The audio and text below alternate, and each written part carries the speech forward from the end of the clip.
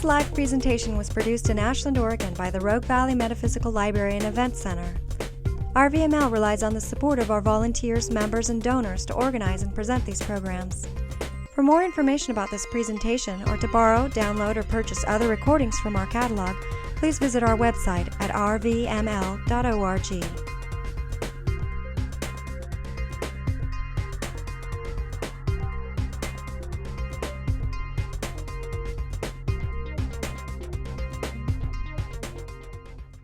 Let's give them a hand, for all the work they did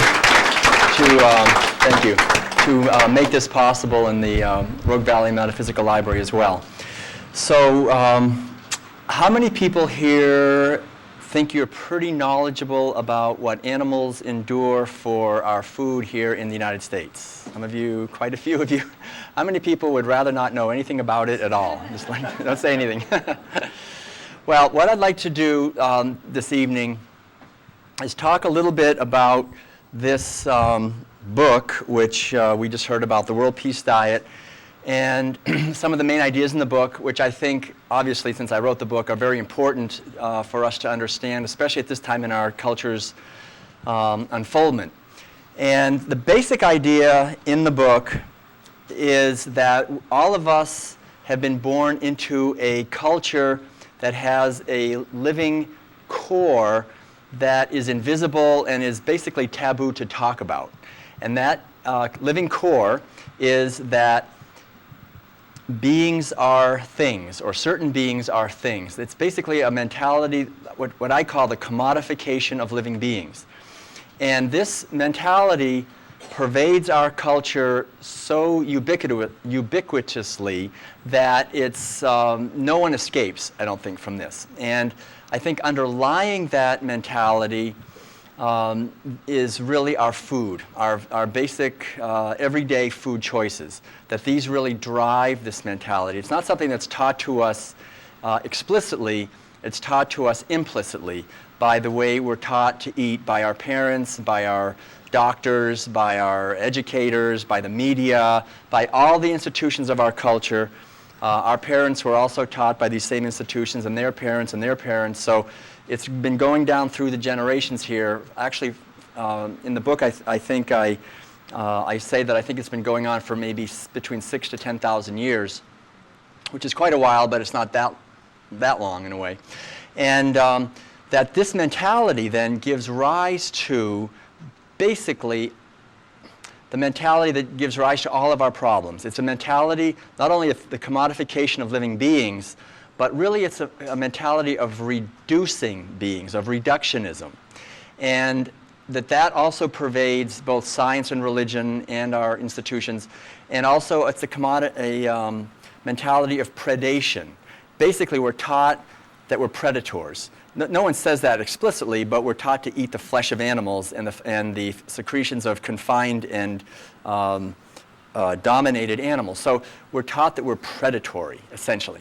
And then we're also taught a mentality, this whole mentality includes this basic idea of privilege, that it's okay to have in place a hierarchy of privilege, that some people are more privileged than others, and really who's at the bottom are animals that are used for food.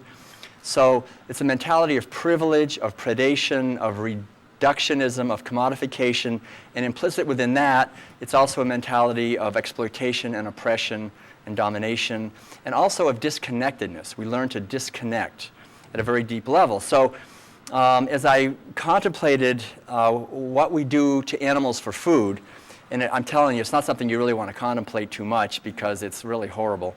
But when you look behind the curtain, at least for myself, when I looked behind the curtain of our treatment for animals for food, I saw the most hideous practices routinely carried out, not just a little bit here and there, but massive quantities, millions of animals every second. I mean, well, hundreds of animals every second, millions of animals every day that are confined and killed and brutalized by our brothers and sisters have to do this work. So we have really this hidden shadow in our culture that we will go to great lengths to avoid hearing about, talking about, thinking about very deeply. And I think this is the driving fury behind the whole web of problems that we have, that we don't just have, that we create. The sustainability issues, the war, terrorism, oppression, social injustice, the breakdown of the family, whatever problems we can think of, amazingly enough, I think we will see, if we look carefully, that they all are manifestations of this core practice of commodifying living beings, reducing them to things. And once we learn that way of looking, that I, that certain kind of I, where we disconnect and we don't care about someone, that basically boomerangs and comes back at us in a variety of ways. So I don't think that you could probably find, in a way, a more subversive book in terms of what our culture is doing, in terms of understanding the capitalist corporate structure of our culture, the predatory nature of it, the creation of a pretty basically heartless economic system that puts us in a competitive relationship with each other and viewing the earth as something just to be used. So what I'd like to do is talk about these main ideas in the book, and I think one way to sort of enter that in the time period I am allowed here is to talk about how this book came to me, to how I came to write this book, because I think that process, the little story of that, sheds a lot of light really on, I think, what all of us go through in this culture, being raised in this culture, and also I think sheds a lot of light on what's actually happening to animals and the effects that it has not only on them and us, but hungry people, future generations, the earth, our spiritual health, our social and psychological health, and so forth. So I was born in the town of Concord, Massachusetts, and I was born into a family that ate the usual, what they call the standard American diet, with lots of meat, dairy, eggs, and so forth. And I was taught that that was what you ate. You know, there wasn't any question about it. I remember at one point, I think when I was maybe 7 years old, I remember my mother telling me that there are vegetarians. And she said it like they're in another universe somewhere, you know, beyond another planet somewhere, but, you know, we never met one, but there are such beings somewhere, I guess. So that somehow stuck in my mind. But the interesting thing was, being born in Concord, Massachusetts was, for me, perhaps significant, because that town is well known, actually, for two revolutions.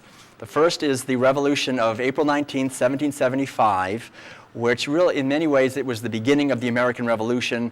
The farmers, you know, I don't know if you remember this, if you learned this, anyway, I learned it. We all went down to the Old North Bridge in Concord. They fired against the British and sent them back, you know, to Boston. So that's what we would do. Every April 19th, my father would dress up as a Minuteman, and he would get on his gun, and we'd all go. There'd be hundreds, thousands of people, actually, would reenact the march, and they'd shoot their guns against the redcoats, and there was this big celebration. And so I was raised with this basic idea that revolution is a good thing, that if you have a situation that's intolerable and oppressive and exploitive, then it's okay to rise up and change it. And so I really think that's the situation that we're in, actually, in our culture right now and in the world. It's time for a change. I think we all know this at a deep level. It's time for a true revolution. What is the revolution, though? That's the question. What is the revolution that we're yearning to bring forth? And so anyway, that was one revolution. The other revolution, I think in some ways, interestingly enough, it came afterwards, is sometimes referred to as the transcendentalist revolution, where the people living in Concord in the mid-1800s, like Ralph Waldo Emerson and so forth, they started to bring ideas from Asia into this country. And so I learned to swim in Walden Pond. I went to the Thoreau School and the Alcott School, and I was born at Emerson Hospital. You know, this whole idea, you know, of the transcendentalists. And I learned later, that Thoreau had the largest library of books from Asia in the United States at that time. He had books on Taoism, and they all did, Taoism, Buddhism, Hinduism, and they were bringing in these ideas that were quite radical and revolutionary for the time, especially ideas like ahimsa. Ahimsa is the ancient Sanskrit idea that of non-suffering, that we'll never be happy as individuals and as a culture as long as we're being violent and cruel to others. So they were talking about this, and Alcott was really the only one, Bronson Alcott, who took it seriously enough to actually try to live it. And I found this out later, how just outside of Concord, he was given some money by Emerson and a few other people to buy some land, and they started a community called Fruitlands.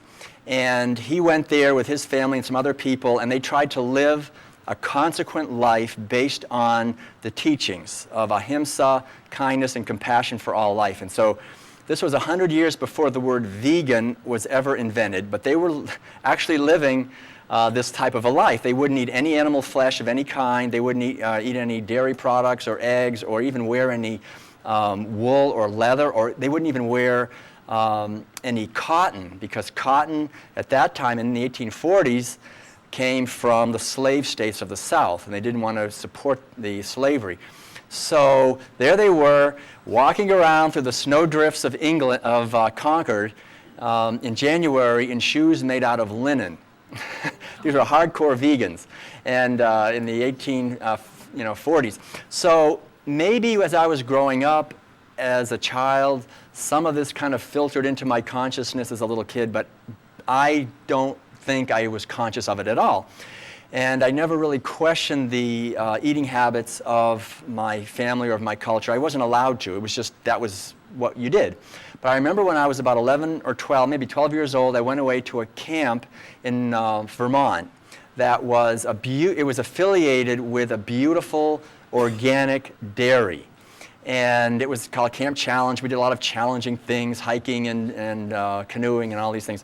And we would go down to this camp, though, now and then, and work and help and so forth. And one time we went down there, and we were told each one of us to catch our own chicken. They had chickens, and so I remember getting my chicken, this hen, and they showed us how if you have a board on the ground and you kind of get down there and you put her on this board, and the board has 2 nails in it, and you kind of put her neck through those nails, and then you have in your other hand you have your axe, and you just chop the head off, and then you let her go, and then of course this blood is flying everywhere as she runs around with no head.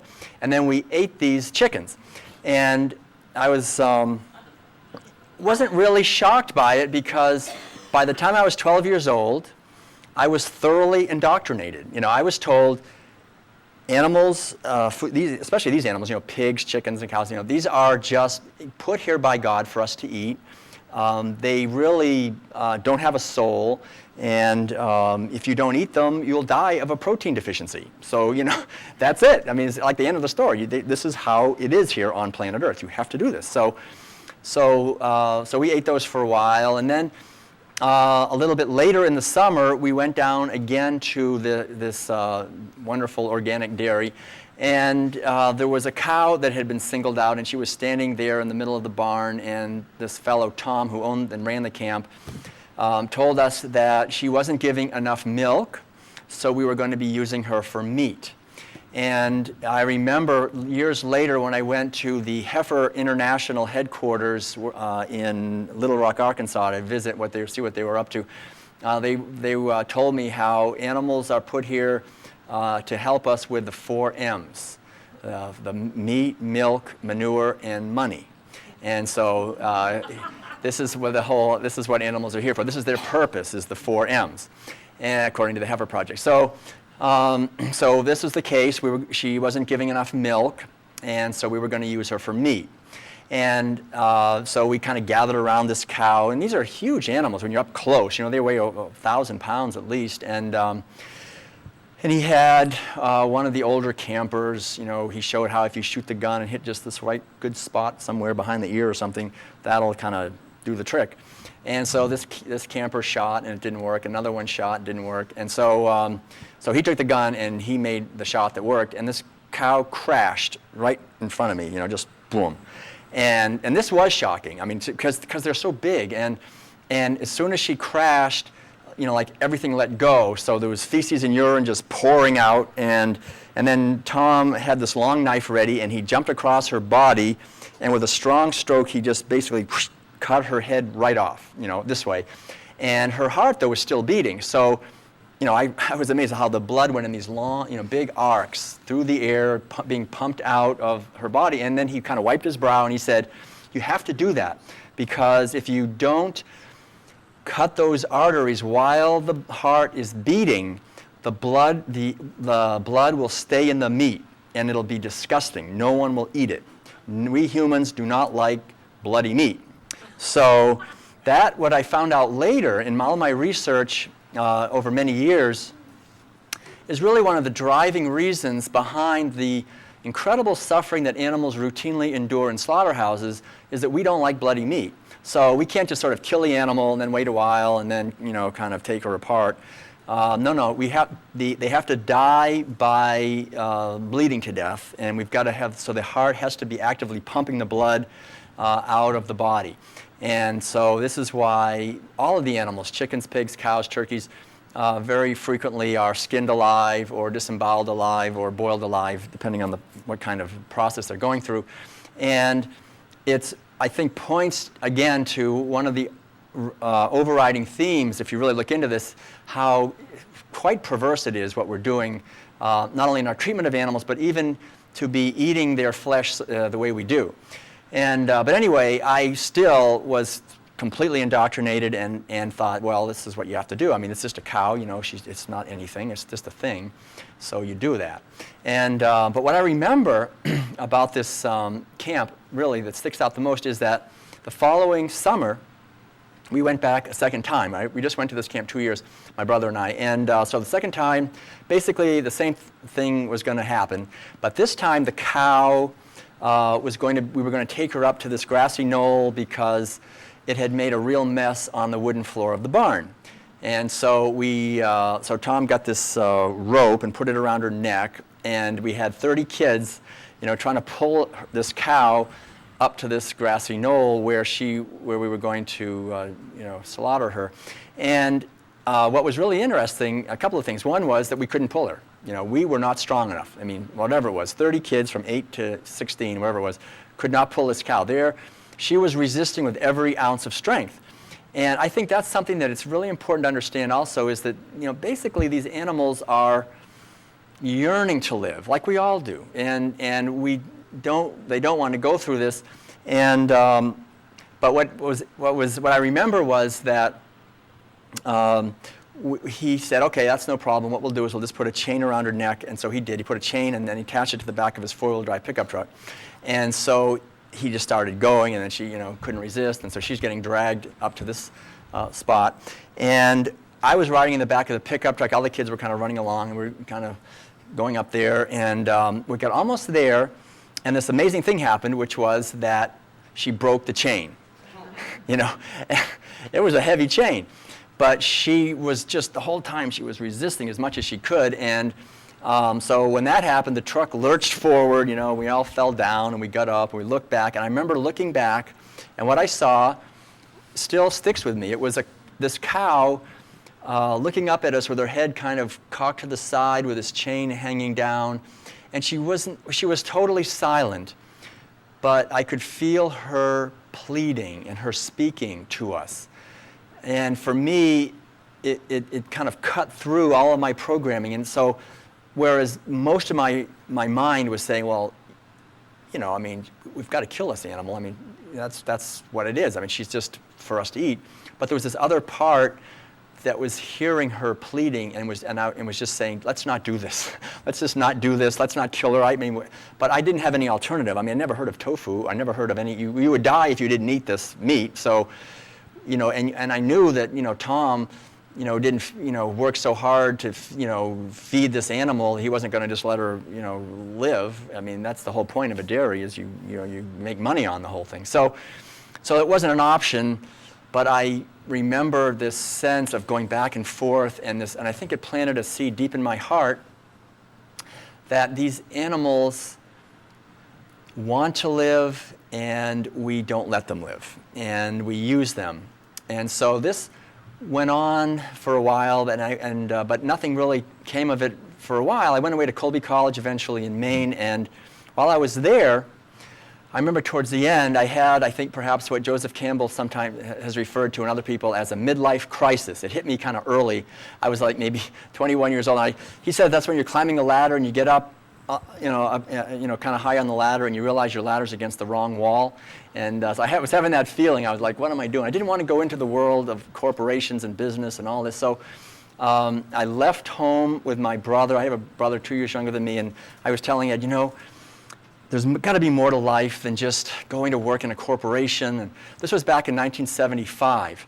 So I had read some books on Eastern religion and Zen, and I read a book called Cosmic Consciousness, and so I thought, what we should do? We want to attain cosmic consciousness. We really thought that's what we wanted to do, and we would just, that was it. We were like on fire for this, get cosmic consciousness. So we thought, well, what do we do? And so we made a plan, and the plan was we would go to California, because we knew there's more cosmic consciousness in California than there was here. So we left. I remember leaving home and saying goodbye to our parents. I had a little backpack on, and we had some fresh baked cookies from my mother, and we left and went, and we just took off, and we went towards California. And after about maybe 3 or 4 weeks, we'd gotten as far as Buffalo. And when we got to Buffalo, we figured it out. I thought, well, here we are. We're going that way. But it was October, and it was getting cold, and I thought, well, I have a bachelor's degree. I can figure this out. It's October. You're in Buffalo. You better head south. So we headed south, and we just walked, actually, about 15 miles a day, 20 miles a day, maybe every day for many months, all the way through from the Canadian border, all the way down through upstate New York, all the way across Pennsylvania, all the way across West Virginia. That's when we hit the Bible Belt, and they tried to save us every night. Kept going, got into Kentucky, got even worse, got into Tennessee. And when we got to Tennessee, this whole time we had no money, but we were somehow surviving, and it was great. I was very happy. I think I felt more joy in that time than I almost ever had in my whole life. And because I was really living my life, that was the feeling. It was like, this is our life. And so we were doing a lot of meditating and just walking and just being open and free. And I was starting more and more to feel connections with people and with animals. And I remember at one point I had to catch a fish. I didn't have to, but we were hungry, and I had to kill this fish. That was the last time I ever fished. And anyway, we ended up eventually at the farm. Has anyone heard of the farm in Tennessee? Okay, so we ended up at the farm in 1975, near the end of the year. And that was basically the largest commune in the world at that time, and they were all people from California, pretty much. So there they were, in Tennessee. And when I got there, I discovered a community of 800 people who were all eating a plant-based diet. They didn't use the word vegan. No one even heard of that word back then, but they wouldn't eat any animal flesh or any anything. They were just basically living like this. And they started telling me things, as we were there and learning about the place, and they started telling us how what really goes on in the treatment of animals for food, how pigs, for example, are castrated without anesthesia, and cows, and how they clip their ears and cut their tails off, bash their noses and pull their teeth out, cut their teeth off, all these things that they do to the pigs, and how they brand the cows, and how they steal the babies from the mothers, and how they break the families up, and how they cut off the beaks of the chickens and turkeys and often of the ducks, and all these things, cram them into cages, and all this horror. And while not only were they telling us that, but every day we had these delicious meals that were very often of their own food that they were growing themselves, of vegetables from their gardens, and it was all vegan food, basically. And I remember taking a walk, and this guy was showing us around the place, and I remember he said to me, "Yeah, we're vegetarians here. In fact, I'm wearing vegetarian shoes." And I remember thinking, wow, they even have vegetarian shoes. That's incredible. I remember telling my brother, they even have vegetarian shoes. So anyway, that really got the ball rolling for me. I remember just realizing, the food was delicious. The kids, they had, about 80 or 90 kids in the school. They were all vegan from birth. They were all healthy and strong. And they had the first organic soy dairy, and they had the first soy ice cream, and they were kind of doing all this, and it was really very convincing. And I've never eaten meat again in my life. That was it for me on that. And but eventually we left there, and a few years later, after living in a couple of meditation centers in Huntsville, Alabama, if you can believe it, and Atlanta, Georgia. Eventually I got out to San Francisco, and I was living in a Tibetan Buddhist center. And during these years, I started eating some dairy products and eggs, because that's what everybody did. And I think one of the most important things is to realize the power of other people in our lives. I think I learned to eat animal foods because of other people, my parents and my culture. I don't think I ever would have thought of it on my own. I never would have thought of, well, maybe I'll have some cow's milk. I mean, there's a cow out there. Maybe I can crawl under her and have some of that milk. I don't think I would have thought of that on my own. But because it was just, basically injected into me, I learned that. And also being at this community in Tennessee, I learned from other people from another community that you don't have to do that. And I really had experience of that. It was recipes and seeing healthy, strong, happy people and all that. I could see, wow, the people can really live this way. And so in 1984, I went to Korea as a Zen monk. I shaved my head, and I went there with another name and the whole thing. And I found myself in a community that had been vegan for 650 years. It had these deep roots, and it was a silent retreat, so they didn't talk about it. But I felt it. I just felt this energy, and I remember we would get up early in the morning. The first meditation was at 3 a.m. and we'd go till 9 p.m. at night, and every day, and just doing a lot of hundreds of hours of just sitting. And I think during that time, as my mind, I had all this time to just let my mind become quiet. And I had also, of course, before I went there, I had done an awful lot of meditation through these other centers I was in. So I think somehow my consciousness got extricated from some of the programming that I had gone through. And when I came back to this country, it was almost like coming back here from another planet. It was the feeling. It was like, wow, I had this feeling of looking at everything with fresh eyes. And this feeling was, number one, the power of community, and number two, the consciousness here and the programming that we all go through is so invisible, but it's so compelling and so driving us, and no one questions it. Even all the progressive New Age or whoever it is, people don't see it. Somehow haven't been able to see it. So I remember I got my PhD at Berkeley. I started teaching college, which was kind of rewarding for me because I could actually tell other people what they had to read. You're going to read this book on animal liberation, and so we would read and study and all that. And during all that time, and then after that, actually, after I stopped teaching college, I started traveling and doing lectures and actually piano concerts primarily, and doing a lot more on my own research into this whole subject of our treatment of animals for food. And I began to see that there's certain missing components that no one's talking about. People talk about, well, that it's healthier maybe to eat a plant-based diet, or that it's better for the animals, or that it's certainly better for the environment. And those are important points, I think. They are important, but and I cover them, in here quite a bit. But I think there's like huge areas beyond that no one talks about. Or talked about, and they have to do with what it does to us spiritually, psychologically, socially, what the whole anthropology and history of this, to really understand our culture and therefore understand ourselves, because we are so much manifestations of our culture. So I remember telling my wife Madeline, someone's going to write this book, and it'll just give the big picture. I mean, it's pretty obvious, this thing. I'm sure it'll be coming out any time now. And the years kind of dragged on. And I was like, where is this book? And so finally I I just told her, you know what, I think I have to write this book. If I want to read it, I think I have to write it. So, so I embarked on this, finally I embarked on this journey of writing this book. A friend of mine said, that's the closest a man can come to giving birth, is writing a book. And so I worked for 5 years on this, writing this, and I'd already done many years of research. And it came out about a little over a year ago, and it's called The World Peace Diet, Eating for Spiritual Health and Social Harmony. And I was really thrilled, actually, after it came out that the Library Journal actually reviewed it, and they only review between 1% and 2% of the books that come out every year. So they reviewed it, and they recommended it for all of the libraries in the United States, which I was amazed. So that was great. And thanks.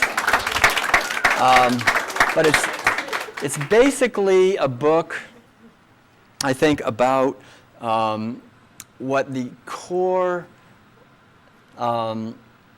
like I said, the core mentality in our culture, but also what I think is the antidote to that. And I think the antidote really is, if we understand the word correctly, the word vegan. Vegan is, kind of this new word. It was invented in 1944, but it's actually a very ancient idea. It goes way, way back.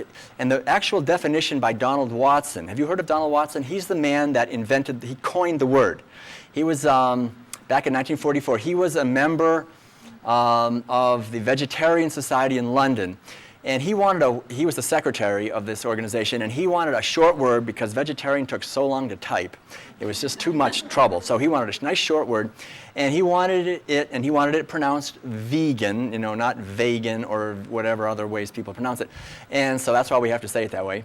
And he said this. He said, "Veganism is a philosophy and way of life which seeks to exclude, as far as possible and practical, all forms of cruelty to animals for food, clothing, or any other purpose, and by extension seeks to promote the use and development of animal-free alternatives for the benefit of humans, animals, and the environment." So that's all it is. Veganism is basically making the effort to live a life that reduces or at least minimizes the amount of cruelty that we're causing to animals, and also, I think, to other people, and if there is such a thing, to the earth and to living systems and organisms and ecosystems. And so this is what veganism is. And actually, the other thing that was really very heart-touching for me to hear was just recently, actually maybe, 7 or 8 months ago, I got a phone call from my friend Joe Connolly, who is the editor of the magazine VegNews. Do you know the magazine VegNews? Out of San Francisco, and he had gone over to England 2 or 3 times before to talk to Donald Watson, who was 95 years old and still very strong, very alert, and just still hiking every day in the mountains and all this. And he went I think it was the 3rd time, to do another series of interviews because he wanted to write a book about Donald Watson and his life. And when he got there this time, he found that Donald Watson was in bed. And my book had just recently come out. And so Donald Watson was in bed, and he said to Joe, I think my time here on this earth is about over. I've had a great life. I'm glad but he was very clear, and he was just like leaving. So Joe called me, and he said, what was really touching was that he was, all he wanted to do every day was have his son-in-law read to him. And all he wanted to hear read to him was your book, The World Peace Diet. And he said to Joe, now I can go. This is it. And I think what I think this book does, and I don't feel any ownership of it. It's just like this came to me and came through. But it's just that it gives the picture that I think that our culture yearns for, to understand how the essence of all the spiritual teachings, which are really the teachings that point us towards truth and understanding and happiness from all the traditions, emphasize the interconnectedness of all life, emphasize that whatever I would most want for myself, I am called to give to others. If I want to be happy, then it doesn't work if I cause others to be miserable. Or if I want to be free, it doesn't help. It's not going to happen if I enslave others. Or if I want to be encouraged, if I want to be encouraged, then I encourage others. If I want to be loved, then I be loving. If I want to be free, then I free others.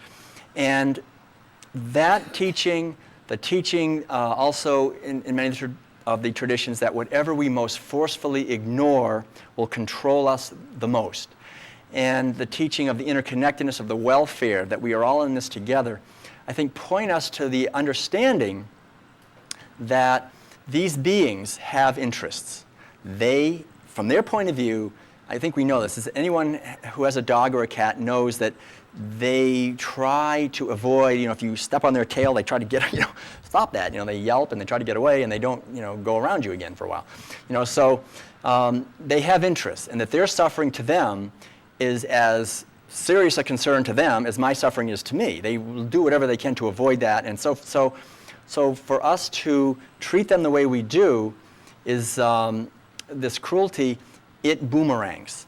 And the crux of the problem, I think, is that we are not able to understand this. For some reason, we think that, and I think it's incredibly naive and obtuse of us as a culture, that we can sow seeds of brutality and misery and suffering on such a massive scale, where we have literally millions of animals every day being slaughtered, whole Niagara Falls of blood pouring forth. We have whole armies of our brothers and sisters doing nothing but stabbing animals, confining animals, mutilating animals, electroshocking them, and so forth, and that we can somehow go on our merry way and really work for world peace and social justice and sustainability and all these things. And I think in the future they will look at us and say, wow, I mean, these people were so ironic in their quests. It's just, we're really merely ironic because we want for ourselves what we refuse to give to others.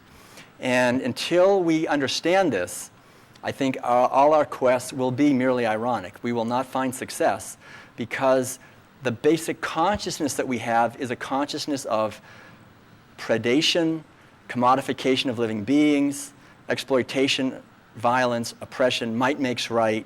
We have the power to do it, so we do it. The animals themselves cannot retaliate. If someone can retaliate, if someone has interests that are protected by our culture, and they will sue us, or get an army and attack us, or get the police to throw us in jail, then we're very nice to them. But animals, basically, whatever we do to them, especially these animals we use for food, they just take it. So they cannot retaliate. They're unable to retaliate, but our violence towards them itself retaliates. And that's what we're experiencing. So what I do in the book, I'm wondering how I'm doing here on time. What I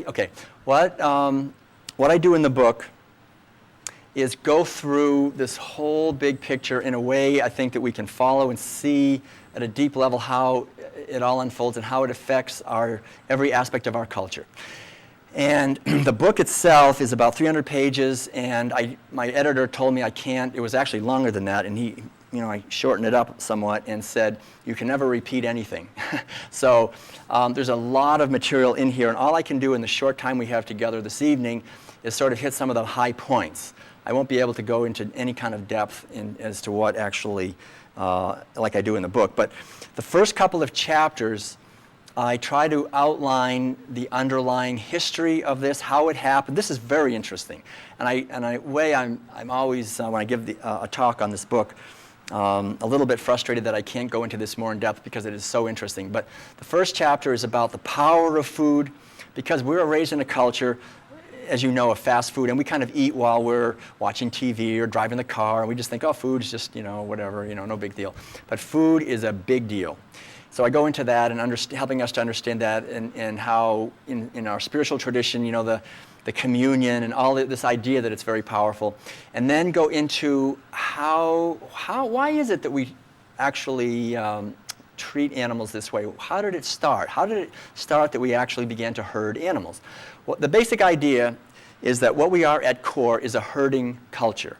That is our identity. We herd animals. 150 years ago, that was obvious. You wouldn't, everybody, that's what people were doing. We were all herding animals. And now it's invisible. The animals are basically locked away. You don't see them very much. They're in large warehouses and barns and sheds and places by maybe 50 or 1,000 sometimes if it's chickens, or large numbers of animals. And so it's invisible, but the basic core of our culture is still the same. It's still a herding culture. At the end of the day, we still eat our animal flesh and the dairy products and eggs and so forth, and that's what drives the basic mentality. All right, I'll just try to maybe in a few minutes just give this idea because I think it's really helpful. That around 10,000 years ago, beginning around 10,000 years ago till around maybe 6,000 years ago, it began ironically in what is now the country of Iraq. People began for the first time to herd animals and to actually own them. They owned the animals. They became their property. And this marked, I believe, the last revolution in our culture. That everything since then, the other revolutions since then, like we hear about the Industrial Revolution and the Scientific Revolution and the Communications Revolution, they have not revolutions at all because none of them changed this basic orientation that occurred, this change in our orientation that occurred roughly between 10,000 and 6,000 years ago. And it took a long time for it to happen, but these other revolutions just basically reinforced this whole thing. They never really questioned it at all. And so the mentality that emerged during this time was what I just talked about. Animals were reduced. It was basically a mentality where animals were reduced from being mysterious cohabitants of this world to being property. And they became despised, despicable. There's nothing worse you can call someone than calling them a pig, a cow, a turkey, a chicken. You know, I mean, they became despicable. And the amazing thing, too, is that the other animals that weren't property also were reduced. They became pests that might attack our animals, so we just try to get rid of them, kill them off, the prairie dogs and wolves and all the other animals, and bears. So this didn't happen overnight. It took centuries, but gradually the men especially had to change. Men had to be capable of sustained violence and brutality because the fastest get-rich-quick scheme back then was to go and steal somebody else's animals, because animals were money. They were money. The word pecuniary, which means money, comes from pecos, which means cow. The word capital, like in capitalism, comes from the Latin word capita, which means head, as in how many head of cows and sheep you owned. And the society began to stratify, and that was the emergence of a wealthy elite that owned the capital. They owned the animals, and when they wanted to get more, they would pay all the shepherds and basically this whole new class of professional soldiers to go and attack another wealthy elite guy who had a lot of sheep and goats and try to steal his and get his lands. And because when you get the more cattle you had, the more land you needed and the more wealth you had. And so that was the emergence of the first big wars. The first wars, actually, on this planet were, the wars where people really, these horrible mass conflicts.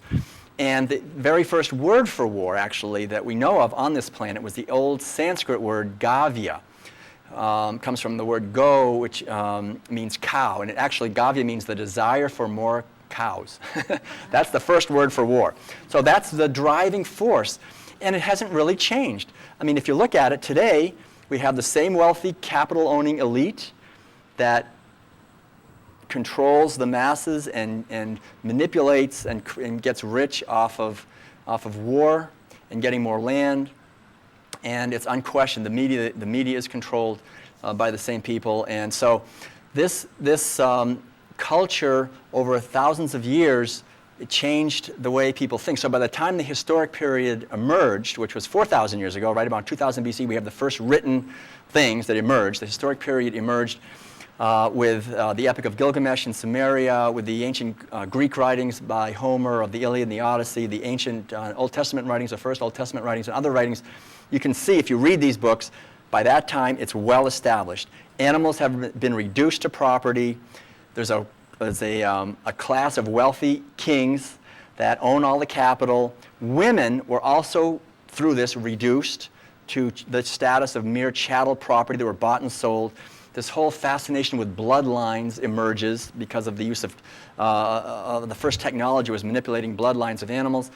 And the first massive slavery, because when you conquered these other people, you not only stole their cattle, you took their people, you castrated the males, and like they did with the cows, and you used them as servants, and you took the women. And so this whole structure came, and it was very powerful, and it required men very violent and cruel.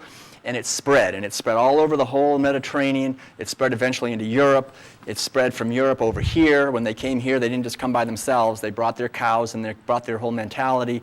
It spread here, and it's spreading today through McDonald's, through Burger King, through ConAgra, through Cargill, through the media, through Heifer International. It's just spreading.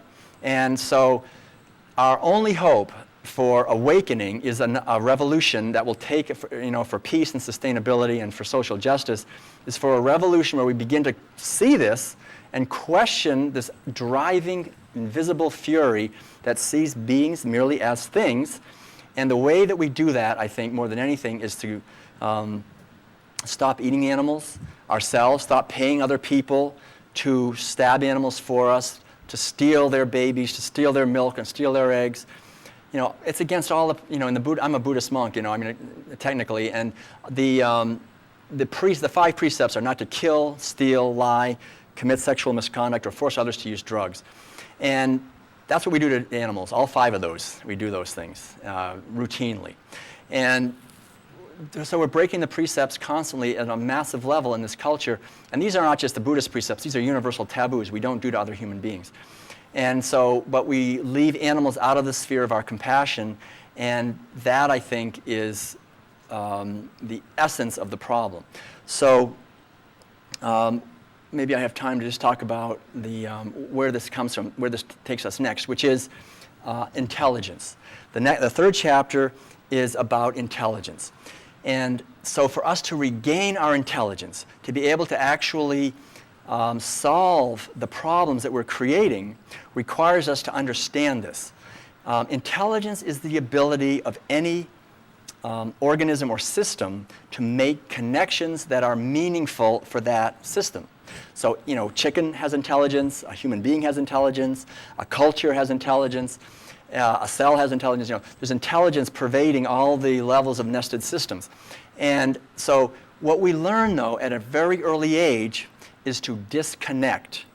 I was taught at a very early age to disconnect the reality that was on my plate from what it really was, whatever, and the reality that it took to get it on my plate.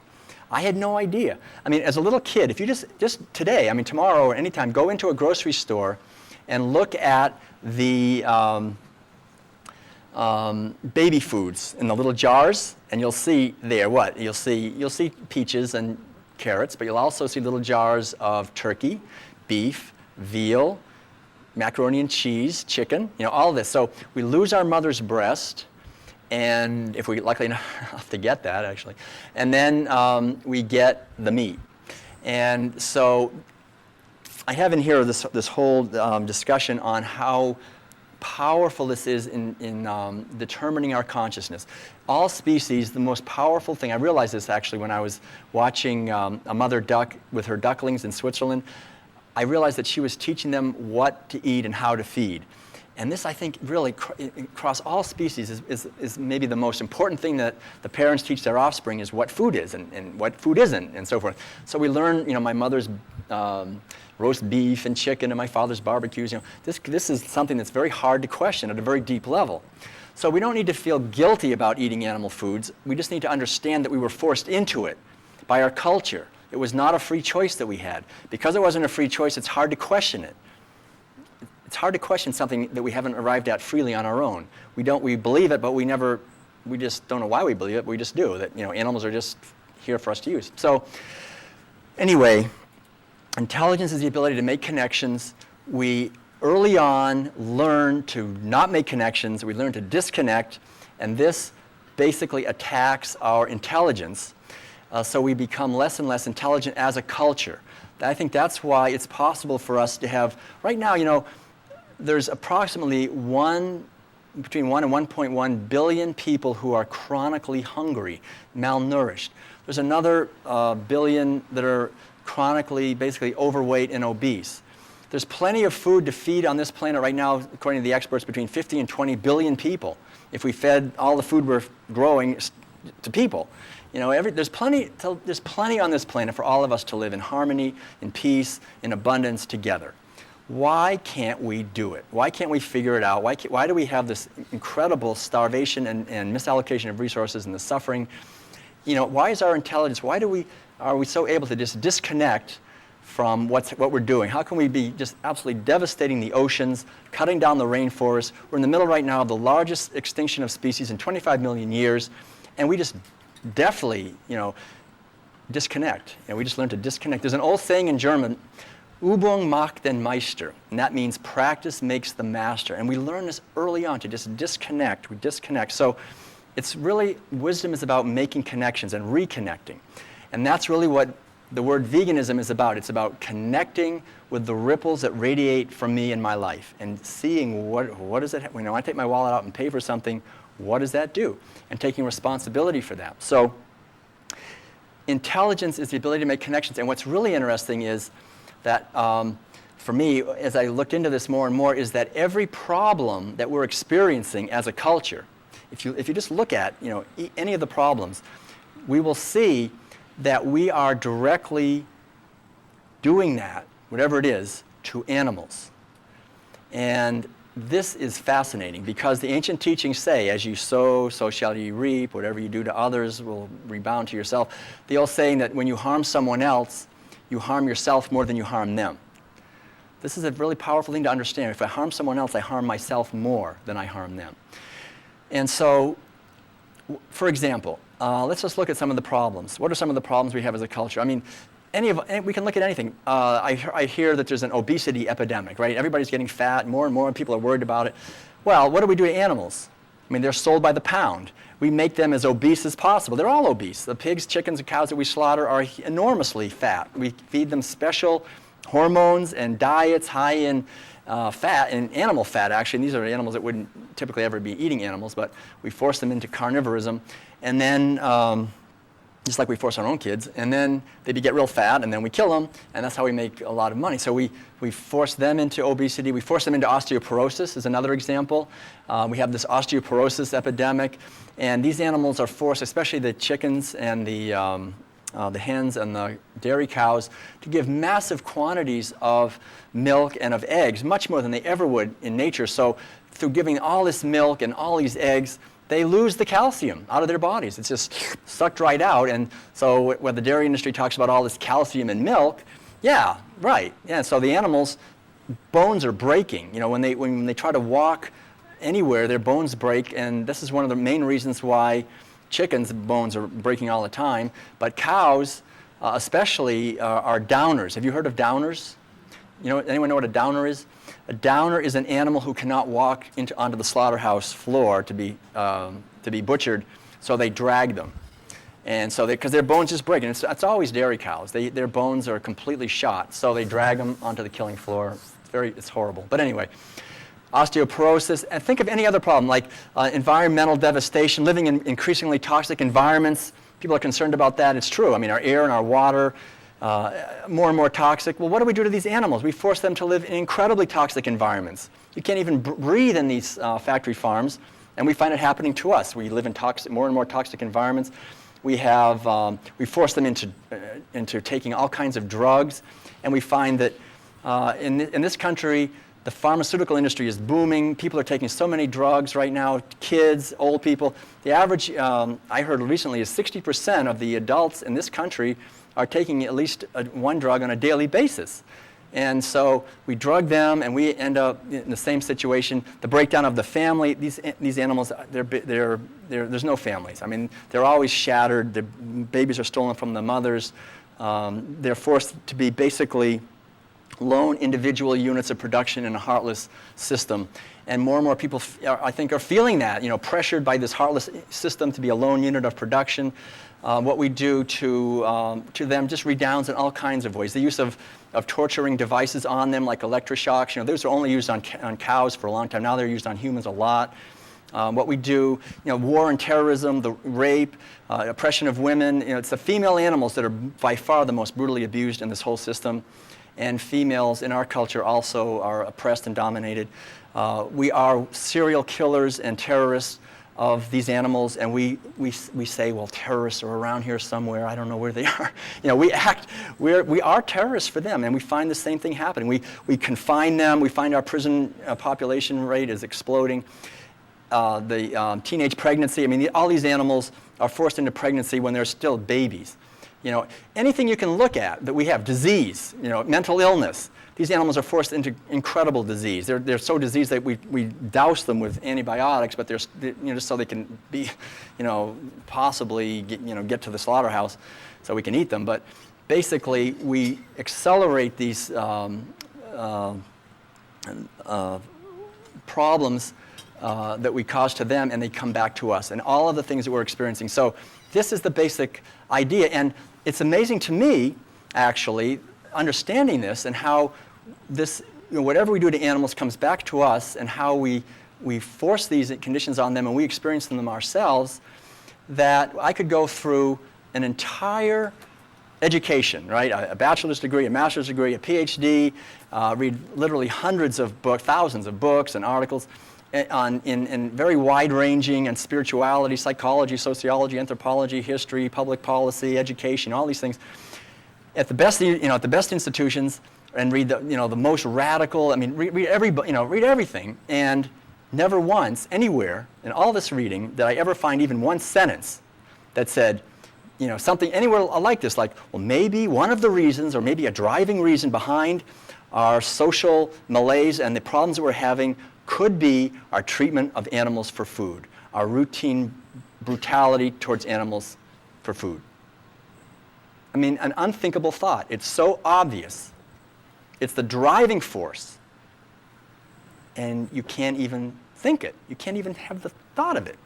So that is the incredible thing. And Carl Jung talked about the shadow. You know what the shadow is? The shadow archetype is that which we are, but which we know we're not. No, I'm not like that. No, but they are. No, it's that which we are not, and so we then project the shadow. It's what we really are, but we deny being. So, and the irony of this is that the larger the shadow is, the harder it is to see.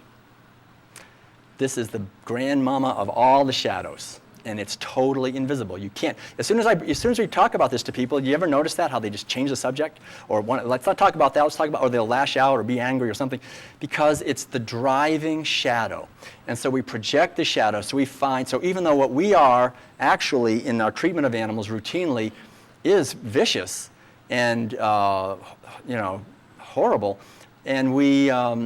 But we're not like that. No, we're good people who just like to have a good steak now and then, and yet we find there's these horrible people out there, and they're vicious, and they're going to get us. So we have to build, and we spend massive quantities of our resources building weapon systems. We can kill every human being over thousands of times over, instead of using our resources in constructive ways. This is the power of the shadow. So I'm kind of working my way through here. Why don't we, is it time to, it is, it's 8 o'clock, okay. So it's time to take a short break. I guess what I'll do is I'll talk a little bit more about the other main ideas in the book, the domination of the feminine, science, religion, and some of the other ideas, and have some questions and answers. And then I guess we'll take a short 10-minute break now, and then we'll come back afterwards. So let's take a short break, and I'll come back. Thank you. Okay, I'd like to invite everyone to come back to our seats and talk a little bit more about the book, and then answer questions. And I'm happy to stay afterwards to answer more questions or to sign the books. If anyone has questions, we'll get to them pretty soon. There's just a few more things I want to go over here on the way. And I really appreciate your attention and enthusiasm for what I think is probably the most pressing issue of our time. So where I left off before was talking about the I talked about the intelligence factor, and then I wanted to mention that there's a chapter in here called The Intelligence of Human Physiology, which I think is very important, because really one of the most fundamental rationalizations and reasons that people have for eating animals and for subjecting them to so much misery and suffering is that I need the protein, or I need the calcium, or I need the whatever it is that's in the meat. So I go into this in depth in this chapter. This is the chapter on the health, I guess human health and animal foods, and there's a lot in this chapter, really. It's one of those, again, that if I start going into it, then the minutes go by and we don't really have time. But the basic idea is that if we look carefully at our physiology, at human physiology, we'll see that we humans universally do well on a plant-based diet. There's no nutrient that we need that we cannot get from plant-based sources. And if you look at our all the different aspects of our anatomy and our teeth, our saliva, our digestive pH factor and so forth, the whole long digestive tract and so forth, and our circulatory system and all these other things, it all shows that basically we've been given a physical body, a vehicle to use that requires no animal to suffer to feed it. And unfortunately, we take this gift that we've been given from the benevolent universe and we just basically throw it back in her face and say, we're going to eat these animals anyway. We're going to stab and kill them and eat them anyway. And it turns around and gives us a lot of physical problems. And a couple of things. I mean, T. Colin Campbell, actually right after this book came out, his book came out called The China Study. And he conducted, along with some other colleagues, the largest human nutrition study ever done in the world. And he started out doing this study, it's the Oxford Cornell study, to prove that humans need a good quality source of animal protein to be healthy. And he was working, in the Philippines, and his whole hypothesis was that, if we could get some meat to these people, they would be much healthier. And anyway, at the end of this vast study that they ended up doing, his final summary conclusion was that the optimal amount of animal protein for a human being to have in their diet is 0, just from the health point of view. And he says that casein, which is the protein in milk, is one of the most potent carcinogens that we are routinely exposed to. That the diseases that we suffer from, basically they're diabetes and cancer and heart disease and strokes and kidney and liver diseases. These are the fundamental, and arthritis and other bursitis, other diseases. These are all diseases of animal foods. And so I go into that whole thing if you really want to get into it. And then the other thing I think that's interesting to note is to just look at the structure of our economic system and of our health care system. I actually call the whole thing the military-industrial meat-medical complex. I mean, look at this complex, and you'll see that it's vast. I mean, it is really enormous. The amount of money that is invested. One of the things that I've been doing since 1990, basically I have not had a home. I've been living in an RV. Well, actually, I lived for 3 years in a 1971 Volkswagen bus, and then graduated to a fifth-wheel trailer pulling around with a pickup truck. But anyway, I've been living and just traveling. And so as I go around this country from coast to coast, everywhere, slowly moving around, giving concerts and lectures and so forth, what I see is, first of all, it's just unimaginably vast areas are devoted to growing corn and soybeans for animal feed. Water being, precious water being just devoted to this, wasted so much. And hospitals springing up everywhere. I mean, that's where the money really is. You see hospitals and health centers. I mean, they've got so much money. And so there's literally trillions of dollars invested in this so-called healthcare system.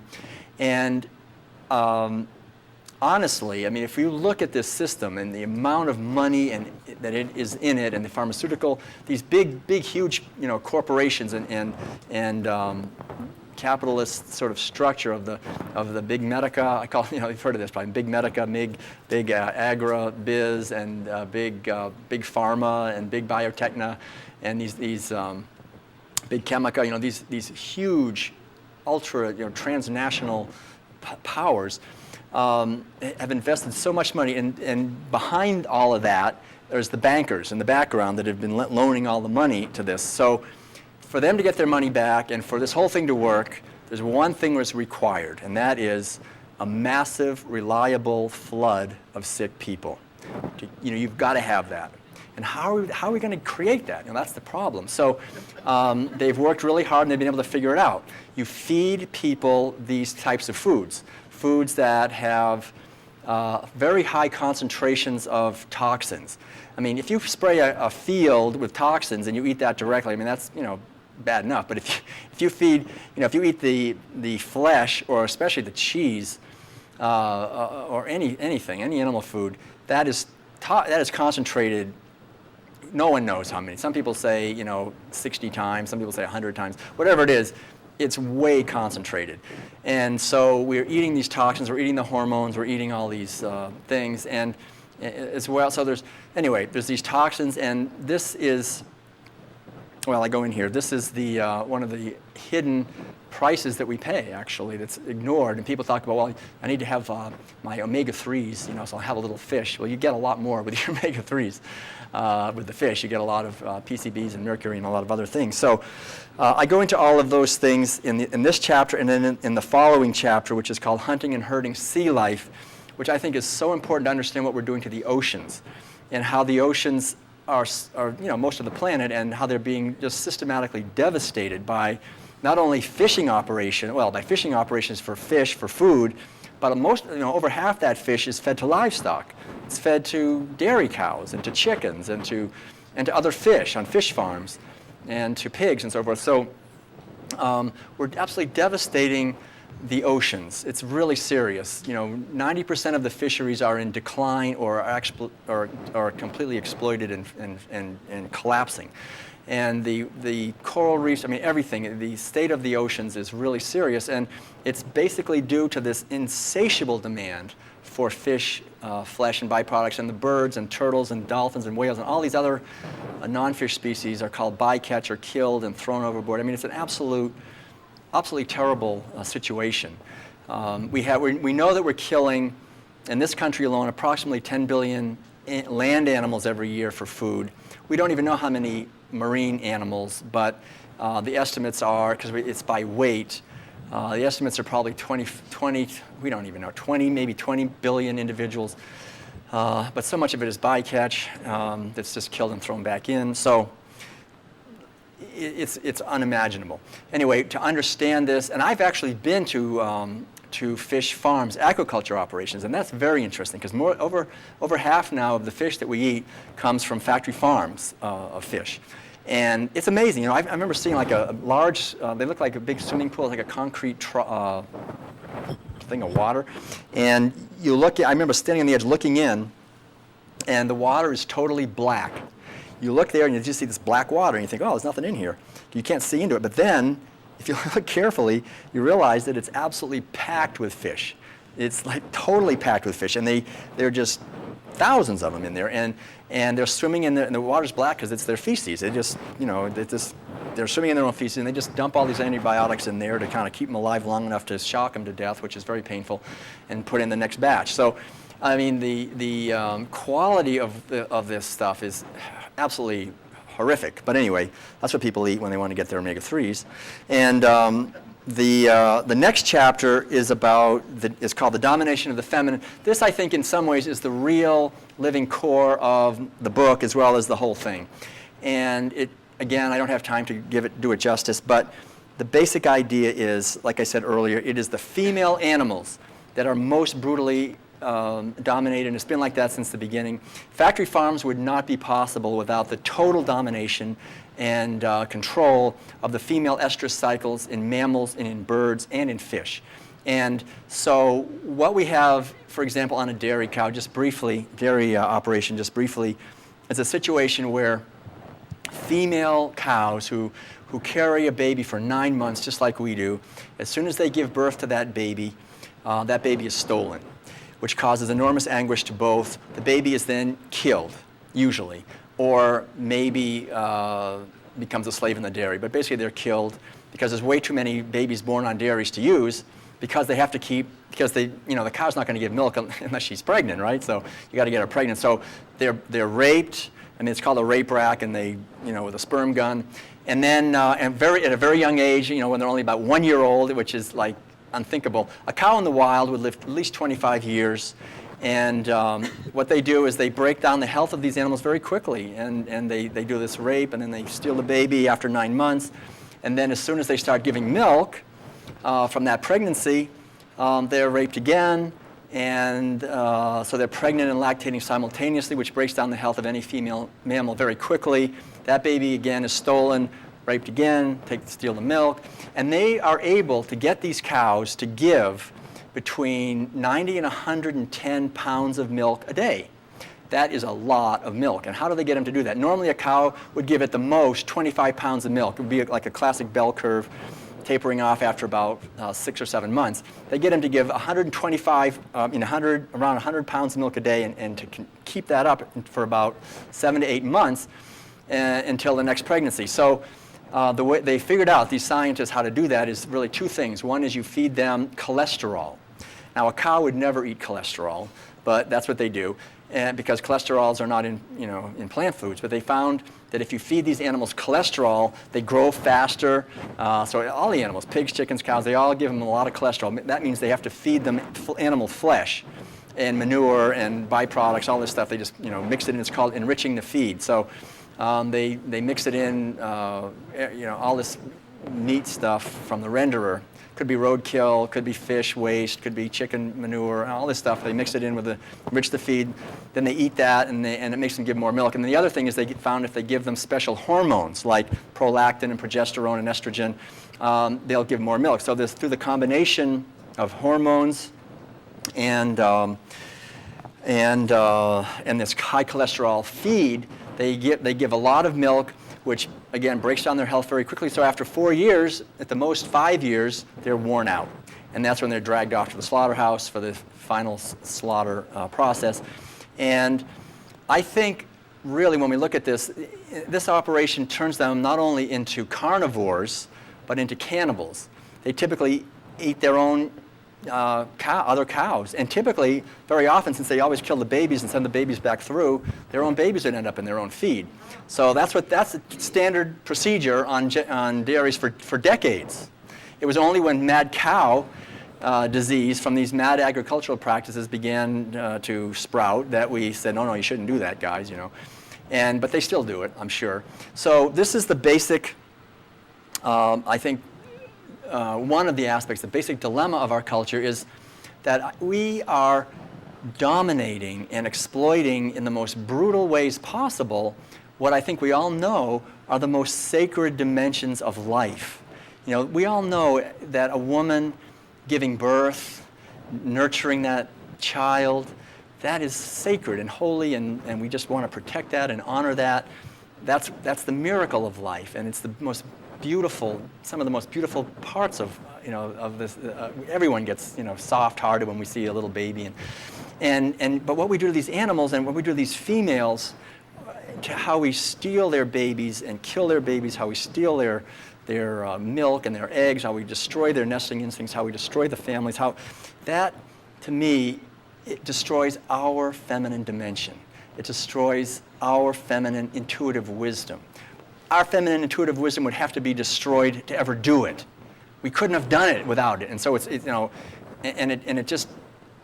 absolutely makes it impossible, I think, for this, what I call in the book Sophia, which is the female wisdom. The ancient Greeks called the goddess of wisdom Sophia. And this is universal. In Buddhism, it's prajna. The female wisdom within all of us, whether we're men or women, is repressed so much in this system. And I think that's the driving force why we can fail to see the beauty of nature, fail to see the beauty of our own bodies, fail to see the beauty of each other and of life and appreciate that and protect it and really care for it, is because this brutalization over and over again of females, of female bodies, of female reproductive cycles, of babies being born and stealing and dominating that so viciously. So I think this is one of the most important things, is to understand this about what happens in all the animal agricultural businesses, but especially on dairy farms and egg operations, even organic ones. I mean, I looked behind the curtain. I saw it when I was only 12 years old. There it was. And after we killed that animal, he kind of showed us on her. He kind of cut her open and said, see, this is why she couldn't give enough milk. And so we had to kill her. So this is very interesting, I think, and very important to understand. And this chapter goes into that more in depth. And then there's a chapter called The Metaphysics of Food, which goes into the vibrational aspect. I won't go into this right now, but basically the idea that not only are we eating things that are toxic physically from the toxins and so forth in them, but also metaphysically. We're eating grief, we're eating terror, we're eating fear, we're eating not just the hormones, but the vibration of that. And this, I think, is something, our culture is so materialistic. We say, well, we have this kind of religion somehow. It's something that's like, it's modern science, that if you can't measure something, through a microscope or a telescope or some kind of physical way, then it doesn't exist. And I think that's part of this culture, part of the herding culture, is becoming very shallow and not being able to see what people have always recognized, which is that there is a whole metaphysical dimension that is routinely ignored. Of course it's ignored. No one wants to think, no one wants to feel into. I think if we really did, we wouldn't be able to eat some of this food without just screaming. It's the vibration, I think, is so strong of fear and of terror and of grief in these foods. And there's a chapter after that called Reductionist Science and Religion, which I think, in a way, this is the one chapter I'm kind of proud of, because I had to really work on this one, and I didn't just kind of like come pouring through. And this was like to understand that the core is the herding culture, and these two people always say, well, science and religion, they're always kind of fighting with each other. They're sort of like two opposites, right? Science kind of looks at things without faith, and religion looks at with faith, and they're sort of opposites.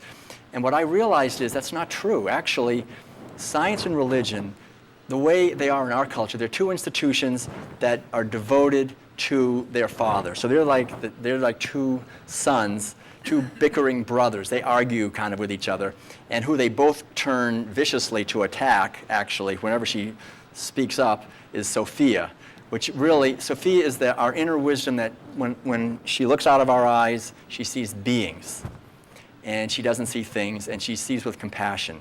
And both science and religion, the way they're practiced in this culture, fundamentally are tools of the herding culture to reduce beings to things. And I think, honestly, as Sophia begins to get stronger, we'll find that science and religion begin to get transformed, but we can work on that. But basically, I think it's important to understand how this whole thing works. So this chapter goes into that. There's a chapter called The Dilemma of Work, which is very interesting, but basically just about what this whole thing does to men. Not only are women reduced, but men are also reduced. And we disconnect from our feelings and all of the suffering that entails. And then there's a whole chapter called Profiting from Destruction, which is the environmental effects of our eating animals for food, which we're hearing a lot more about slowly because of global warming. Are you familiar with this recent United Nations study called Livestock's Long Shadow? Some of you are nodding. That, we don't hear about this, but lo and behold, the driving force, which we already knew, everybody knew this anyway, is behind global warming is not driving cars as much as it is eating animal flesh and livestock. So this is still typical. No, the mass media won't publicize this, and we can't talk about it because no one wants to question the meat habits. And I think the reason behind that is that people who are eating animal foods at a deep level don't want to hear about this, because I think there really is this sort of agonizing sense of guilt that is subconscious. They don't really feel it, but I think at a deep level it's there, and so if we bring it up, people kind of go, well, let's not talk about that. So the basic idea is when we grow such a vast amount of grain and feed it to animals instead of eating it directly ourselves, it takes enormous amounts of petroleum, natural gas, water, land, and the waste is incredible, and the pollution is incredible. That's another thing I see as we travel around this country, how the waters are getting greener and greener. I mean, more and more filled with algae everywhere you go. The oceans, the rivers, the lakes, and it's all from what they call nutrient-rich runoff. I mean, it sounds great, right? Nutrient-rich runoff. Well, it's all the nitrogen from natural gas that they make this fertilizer, and it just causes algae, and it's killing fish. And I see it everywhere. And this goes on and on. But anyway, so a chapter on that. There's a chapter called Some Objections Answered, which when we talk about this to people, these ideas, typically there'll be all kinds of different objections people will have, like, well, if you want to be a vegan, that's okay, but plants feel pain anyway, so it's no different. Or, well, the Indians, they ate meat and they were spiritual, so it must be okay. Or, science, they say it's okay, you got to do it. Or, well, Jesus ate meat, so it must be okay. Or, whatever it is. So I have a whole chapter to answer all of the objections. So you can give this to people and say, okay, look, just read this chapter. And then finally, the last few chapters are really kind of summing things up and go a little bit more deeply into some of the aspects that I talked about earlier. But the basic idea really in the last few chapters, because some of the beginning part is it can seem kind of not really depressing, but it can be kind of hard to think about all this. But to realize that it's very positive, that this whole thing is very positive. And I really emphasize that this is a wonderfully positive message here, because war and all of these horrible problems that we just don't seem to be able to begin to solve at all are actually manageable once we see what this driving force is and we actually make a change. If we really think about when one person becomes a vegan, or one person just makes a choice to no longer pay other people to kill animals and eat a plant-based diet, that choice, first of all, it takes a pretty big breakthrough to make such a choice, because the conditioning of our culture is almost uninterrupting. It's everywhere you look, there's a billboard. Everywhere you look, there's a doctor saying, "Well, you better eat it." Or everywhere you go, there's a boss that says, "Come on and join us come out to dinner at the steakhouse." Or you go to the church and they say, "Oh, come on and join us at the pig roast," or whatever it is. Wherever we look, we're forced into this. So the pressure is unremitting. And I think when we to do this, it takes a lot of character. But when we do, we become a revolutionary force in the most positive sense for a transformation of this culture. And if we imagine this culture, it's even hard to imagine. Can you imagine this culture as a vegan culture? Yes. Okay, yes, good, thank you. But it would be hard to it would be so different. It's the core of inequality, of injustice, of brutality. We'd be pulling that out. So as we move in that direction, as more and more of us spread this message, we're spreading, I believe, by far the most powerful, positive message, because instead of blaming Bush and Cheney, of course, oh my God, but instead of blaming them, it's always easy to blame them, we actually, look what we're doing, it's so ironic. We have people protesting and all that, and then they turn around and they eat at McDonald's, or they eat some cheese, and the domination of the feminine at the very deepest, so we can change that. And when we change that, then we come into alignment with a higher purpose and a higher message, and our words will have weight. We'll be living the teaching. We'll be living what, as Gandhi said, be the change you want to see in the world. We have to actually do this. And when we do, we will find then things will change. And I really feel this, as I'm traveling around and talking about these ideas, that there is, I think, it's almost like just lighting little fires here and there, and then other people add kindling, and the fires are spreading, and it's just spreading, and it's very much a grassroots thing. It's never going to be a top-down thing. It's a grassroots thing. As we spread these ideas, and people kind of catch on and talk about it with each other, and we all talk, we can each plant these seeds, and that is what will really transform our culture in a positive way, I think, more than anything. And I think it's really time to do it. It's really past time to do it. And in closing, I'll just say, I don't think in veganism is nothing to be proud of. It's not anything to be proud of. It's not anything to be better than anyone else.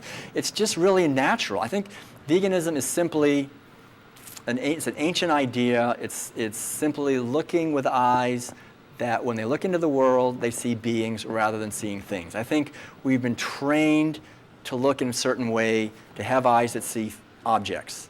And so we do that with enemies. We do that with people that we're going to put outside the circle of our compassion. And so what veganism is just simply expanding the circle of compassion to include everyone. And as we do that, we become a force field of kindness and compassion in the world, and it's just our natural being. It's nothing, like I say, it's nothing to be better than anyone else or anything. It's just, I think, what we all truly are. And once we can somehow take off the layers of armor and conditioning that our culture has put on us, we begin to live this way. And there's nothing more healing, I don't think, that we can do for ourselves, for our loved ones, for the culture, than to, it seems like a refusal, to refuse to take out my wallet and pay someone to do what I would never want to have to do, to just, mutilate and stab and kill all these animals all day. So it's actually looks like a refusal. I'm not going to do that. And that's powerful, but it's more than a refusal. It's actually an affirmation. It's actually saying, I am affirming that life is beautiful, that we are all interconnected, and that I can make a positive difference in the world. And then you get to eat the great vegan food, which is terrific. I mean, once we learn how to make plant-based food, it's really delicious. You'll find that you would never want to go back to eating dead flesh again. That was one of the big surprises I had. I thought, well, maybe I'm giving something up here, but it's worth it. But you don't give anything up. I mean, we don't miss eating human flesh, I don't think. We don't go, oh gosh, I really wish I could have an arm from somebody, I mean, it's just like that. He's like, yeah, I'm not missing it, believe me. And so those are the main ideas. I think it's probably time for me to, yeah, it is, to open up to any questions that people might have. Thank you very much. Thank you. There's a lot more, I could talk about, but maybe in questions, yes. Okay, get them on the mic. Right. Okay. Anyone have a question at all? I've often wondered about. Okay, we're gonna get on the mic here for the. There's a.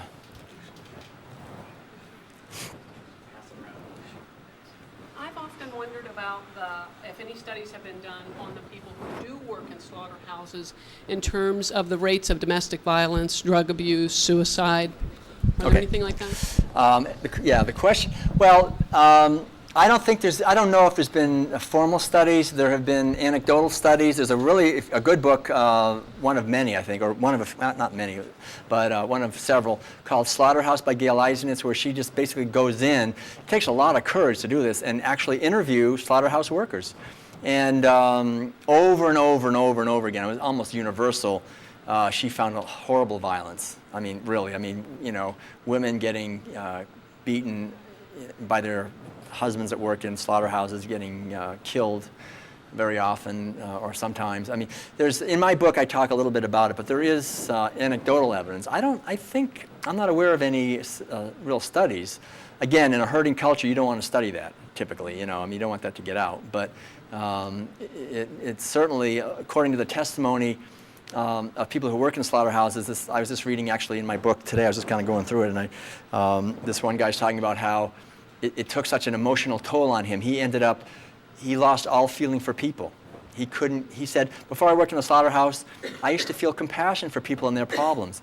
And after working all day stabbing animals and clubbing them and beating them and kicking them and prodding them, he said, I don't feel anything for people anymore. In fact, sometimes I think when I see somebody, I think I'd like to hang them upside down and stick them, like he did all day with pigs. And that kind of mentality, I mean, it makes sense. Whenever we, force someone to bring out the worst in them, like Martin Luther King said, when violence anywhere hurts, everyone, and so we're all in this together. So if we have a whole class of people that we make do very cruel, horrible things, it hurts everyone. And the testimony of some of the people, there's one guy who just died recently, but he worked on a chicken plant, and he talked about what it did to him. And he became a real animal rights activist. I can't think of his name right now, but Virgil. Virgil, right? Yeah, that's it. Anyway, he talks a lot about this. So it's a great question, and it's true. It does. Yes. Just quickly, I read in an article just a couple of years ago that it's actually in the slaughterhouses, it's the highest rate of suicide for the workers. Right. Yeah. High rates of suicide, high rates of drug and alcohol addiction, and highest injuries also. Yes. Oh. I wonder if you might say something about inner wisdom and also perhaps a little something about your music. Something about, okay, he asked something about inner wisdom. I don't need this. And something about music. Well, I think that's what I've been talking about this whole time, is the inner wisdom. But basically, wisdom, I believe, as I say in the book, is the ability to see the connections between things. And that's intelligence. And spiritual wisdom, I think, it comes from seeing the larger connections and how I'm connected to the larger wholes. So what eating animal foods does, typically, especially the system we have in this country, it's almost the antithesis of wisdom. I think if we took all our celebrated scientists and told them, look, you guys, just come up with a system that maximizes pollution, waste, and misery, and disease and suffering, you could almost not think of a better system than what they've come up with. I mean, it really does. But it does also maximize wealth for a few people, so maybe it's good, but for them. But anyway, and as far as my music goes, it really, I started out when I was only 2 years old playing the piano, and I just played my whole life. And at a certain point, after living in these meditation centers a long time, it was like the music started just coming through me, and I stopped thinking and started just playing and making recordings, and people were going, wow, and just loved the music so much that I actually quit my job teaching college, which I really loved, and became a piano player. Traveled around the country, and actually been making a pretty good living playing the piano, selling CDs, but I really love it. To me, it's a knowing. It's like music contains knowing. You know, it contains some kind of a knowing. It's like a language of intuition. And so through that, my wife used to say, you don't have to write this book. You know, if you just play the piano, they'll go vegan, you know. I don't know if that's true. But anyway, I had some people say that. But you know, it's just the energy of music, I think, can contain information, and if people are tuned into it, can get it. But for me, I don't think about it. It just kind of comes through as a sort of an uplifting force for good in the world. Yes, okay.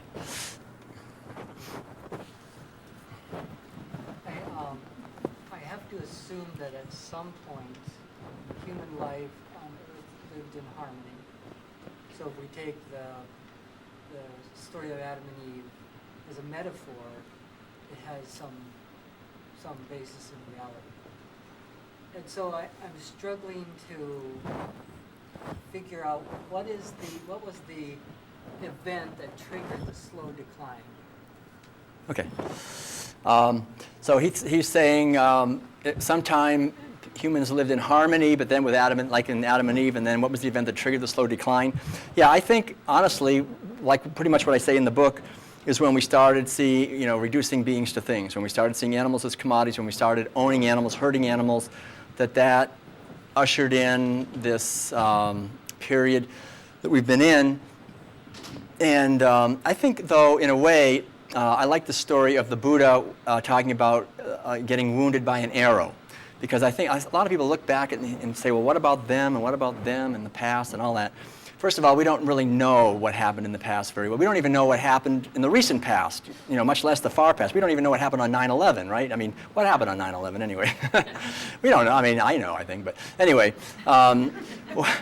if you look back into the distant past, it's hard to say. But what the Buddha said was, if you get hit by an arrow, the most wise thing to do is to take the arrow out and treat the wound. He said, don't sit there with the arrow in you and say, well, I'm not going to treat this until I know, who shot the arrow and why they shot the arrow and where they were standing when they shot the arrow, all this stuff. Just, you understand and take it out. And I think we're in the same position. Whatever people did in the past, whatever reasons they may have had for why they had to confine animals and kill them for food and all of this, we don't need to continue that. We know that it's not only good for our health, but it's at a very deep level. It's damaging to us, and we can move forward. We can evolve, to a higher level.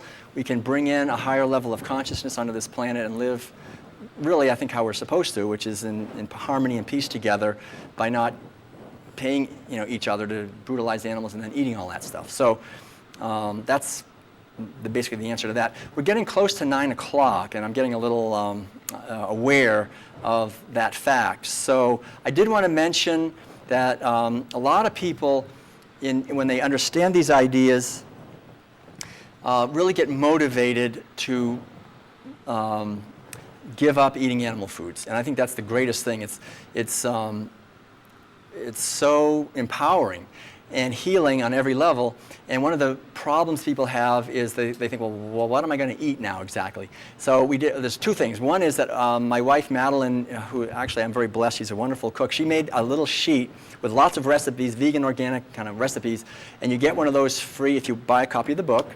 And the other thing is I've heard that Shelley is giving classes on transitioning, right? So I just wanted to mention that. Should I say anything more about it, or just so people know, you can have classes in transitioning from regular eating to cruelty-free eating, and so see Shelley, I guess, for more information. She's giving ongoing classes in this, and that's a great resource. And that's really the whole idea of community is so important. You know, we learn from each other. We can share recipes. We can understand how to do this. We can get cues and tips from each other, encourage each other. So I think it's really important to keep this going. Someone else was saying how there's an animal rights group here in Southern Oregon. Yeah, do you want to say anything about that? Maybe? Yes. The Southern Oregon Animal Rights Society will have a booth at the 4th of July festivities tomorrow. So come and visit us, or immediately afterwards you can see us here in this row or with that group, and we can tell you about it. Thank you. Okay, and your name is? I'm Ron. Ron, yeah, see Ron about getting involved, because that's really great work to do too. Yes? My name is Brenda, and I just wanted to announce that I do a raw food potluck at my house. I've been doing it for 5 years, and it's the last Monday of the month. So if you would like to be on our email list, I'll have my little book out at the back here. You can sign up and get announcements. Right. So it's Brenda, and she has a raw food vegan potluck once a month, is it? Yeah. Once a month. Monday of the month. Last Monday of the month usually. So that's a good way to learn some more also. We learn from each other, you know, that's what we do on this planet, and that's why we're here, I think, to be students and teachers. And anything else? I'll close with a poem, maybe. I think has anyone heard of this poet? He's pretty well known. He's passed away, though, but his name is Shel Silverstein. You've heard of Shel Silverstein? Well, he wrote a poem that I think kind of sums up the situation in a lot of ways. The poem is called Point of View, and it goes like this. Thanksgiving dinners sad and thankless, Christmas dinners dark and blue, when you stop and try to see it from the turkey's point of view. Sunday dinner isn't sunny, Easter feasts are just bad luck, when you see it from the viewpoint of a turkey or a duck. Oh, how I once loved tuna salad, steak and pork chops, lobster too, till I stopped and looked at dinner from the dinner's point of view. And that sums it up for me, because what this is all about is compassion. Compassion is the capacity that we have to get outside of our narrow little sphere of concern and actually look from someone else's point of view and have a feeling for them, and on the basis of that to act kindly to them. And that is the only hope for our species to survive, is if we develop compassion for each other and for the least of these, for those who just take it, whatever we do. And I've been to science conferences, and I've seen these scientists, for example, talk to each other about vivisecting animals, and how some will say, well, I can work on mice, but I can't work on cats. And someone else will say, well, I can work on mice and cats, but I couldn't work on dogs. And someone else will say, well, I can work on mice and cats, but and dogs, but no, I wouldn't work on monkeys. You know, and so it's so obvious, like, well, why do we draw the line where we do? Why do we draw the line where we do? Why is it that we can have soft eyes and kindness for some, but another one we can just stab and kill? And how can we learn to have eyes that see beings for all living beings? And that as we do that, we create this field of healing. Without that, we are going to always, this is the great teaching, whatever we do to animals, we end up doing to ourselves. That's the fundamental thing, and history has borne this out. Whatever we've done to them, we've ended up doing to ourselves and to each other. So if we want to free ourselves, we're called to free them. If we want freedom, whatever we most want for ourselves, we have to give to others. If we want peace, we're called to give peace to those who also yearn for peace and who we don't give peace. And it's important, I think, to keep in mind the suffering that animals endure. But more than that, to connect. I think, especially if we're vegans, once we go vegan and stop killing animals or paying others to kill animals, then I think it's really important to do whatever you can to connect with the sense of joy and gratitude and see the beauty in the world and feel that love and joy, because the more we connect with the joy and beauty of life, the more we're going to be a magnet for others to do the same. If we become vegans and and it's easy to see why. Like most people go down the street and they feel happy when they see whatever kinds of chicken, Kentucky Fried Chicken and McBurgers and McDonald's, all this. But we drive down the street and we see the same things and we go, ooh, ow, ah, it's like Burger King and there's another thing and junk in the box over there and all these horrible things. And and so we end up getting kind of bitter and kind of cynical. And so people say, oh, and you're a vegan. Yeah, I'm a vegan. This place stinks. I hate this culture. And they go, all right, well, I don't want to be like you. So I think it's important that we connect with the joy and really veganism is not excluding anyone from the sphere of our compassion. So it really means including everyone. So it's a spiritual transformation that it's not just our food, it's our whole way of being in the world, is to include everyone in kindness and compassion. So this is what we have to understand at a deep level and really live this more and more so that our words have weight. So I want to thank all of you for the efforts you're making. Thank you for being here. Thank you, everybody, to make this possible. Keep up the great work. Bless you all. Thank you again. Thank you. Thank you. Thank you very much. RVML Resource Center is a volunteer-operated federal 501c3 tax-exempt nonprofit organization. RVML is dedicated to providing easy access to a comprehensive collection of information on a variety of metaphysical, spiritual, and personal development subjects. RVML accepts and appreciates all donations. Material and monetary contributions are fully tax-deductible.